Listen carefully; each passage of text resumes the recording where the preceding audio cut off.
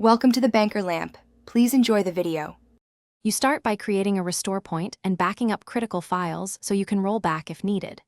Once done, open Start, type Device Manager, and press Enter to view hardware categories. You should locate the device with a yellow exclamation or the model name listed under the appropriate category.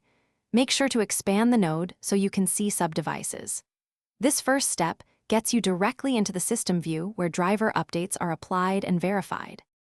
Next, right-click the device and choose Update Driver to begin the actual replacement. You can select Search automatically to let Windows find a signed driver, or choose Browse My Computer for drivers if you downloaded a manufacturer package. If using a downloaded INF or EXE, point to the folder or run the installer. The INF route preserves device settings. Use manufacturer-supplied or Microsoft catalog drivers for compatibility because they include certifications that reduce risk of instability. After installation, open Device Properties to verify the driver version and device status. Look for "This device is working properly." Then reboot to load the driver fully and test functionality. If the device fails or behaves oddly, immediately roll back the driver from Properties Driver or use the restore point you created.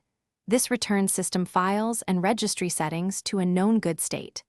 If rollback fails, uninstall the device and reinstall the driver from the manufacturer to avoid residual conflicts. Thanks for watching. If this was helpful, leave a like and consider subscribing. See you next time.